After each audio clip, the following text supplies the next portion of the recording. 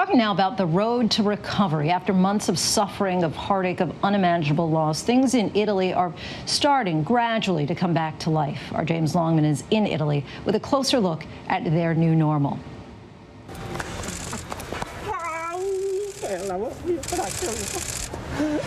It's been a long time coming, an emotional moment for these Italian grandparents and their granddaughter. Just a few weeks ago, it would have been normal. Now, it's a celebration of freedom and of family. Today, after months of being apart, Domenico and Maria Antonia finally reunited with their 5-year-old granddaughter, Cecilia. Disperati, la quarantena l'abbiamo passata disperati. Adesso non riesco neanche a parlare, che sono troppo emozionato. 2 mesi che non la vediamo, è solo videochiamata, però non è lo stesso. Non può essere lo stesso. For many, Italy seems to be finally turning the tide. The once desolate streets of Italy's major cities are starting to show signs of coming back to life. È una liberazione e poi vedere il verde, i fiori è qualcosa di indescrivibile, la gioia che mi procura. Sì, è proprio bella. Restrictions eased to allow a return to work for some 4.5 million people. Construction and manufacturing back, parks open. New life for a country where death seemed to have no end. One of the first and most deadly outbreaks outside China, the toll heartbreaking. With more than 200,000 cases and nearly 30,000 dead, this was a trauma that will take time to heal.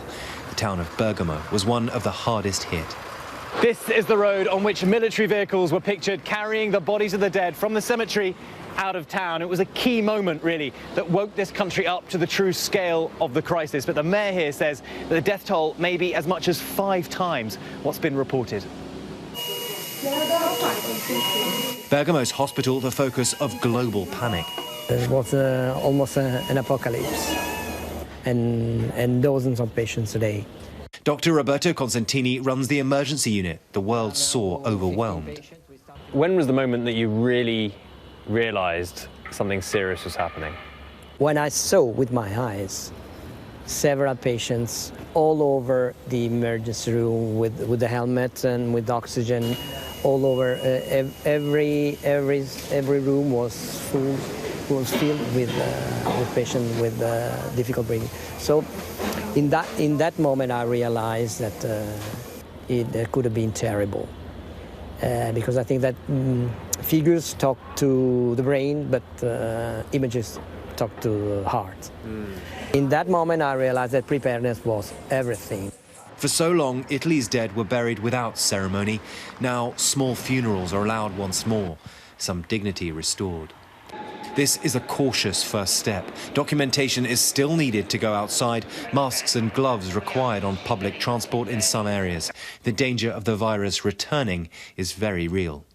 The second peak is always a possibility, and this is why we haven't closed everything about COVID departments, because we want to be ready. But I personally think that the difference is that this time we will be more prepared. As Italy starts to come out of its crisis, people are now starting to work out just how it could have gotten so bad in this part of the country. And one theory is to look for moments when thousands of people congregated at the same time, like, for example, at a soccer match. Well, one took place here at around about the same time that Italy discovered its first case. And who were they playing? A team in Spain, Valencia. And cases from here in Italy and that part of Spain were linked. And Italy now has time to understand the long-term impact to COVID patients. Fatigue and probably depression will be major challenges. We are afraid of seeing even neurological consequences of the disease, which are not well understood at the moment, but we know that the virus penetrates into the nervous system. Despite the challenges, there's hope now. And what's it like for you now? Finally, you're getting time to breathe? Yes, we have time to breathe now. So yes, for example, some of us have taken some day off just to rest because it was really, really heavy to work in these conditions. Now the situation is better. Yesterday we closed our intensive care department. That was for us a great success. Sylvia, like so many others, taking the time to appreciate small victories and the moments that count. And James Longman joins us now in Italy with more. James, certainly a lot of good signs, as we just saw, but Italy still faces plenty of challenges over the next 3 months, including reopening schools and also a drop in tourism. Yeah, it's funny, isn't it, Lindsay? Each country says that they've kind of, got the science to back up their approach, and yet each country seems to want to go their own way. I was in Sweden and Denmark just a couple of weeks ago, and the Danish minister there was saying the science is telling us that we need to lock down, and yet just over the border in Sweden, the Swedish health minister was saying, well, we don't need a lockdown, and it's kind of the same here in Italy. I think one area that hasn't moved a muscle is tourism, and a lot of people have been messaging me today, people I know and people I don't know, asking me just when they can come and take their vacations in Italy.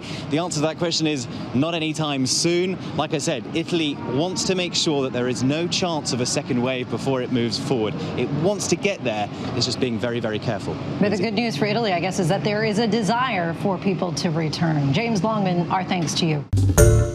Hi, everyone. George Stephanopoulos here. Thanks for checking out the ABC News YouTube channel. If you'd like to get more videos, show highlights, and watch live event coverage, click on the right over here to subscribe to our channel. And don't forget to download the ABC News app for breaking news alerts. Thanks for watching.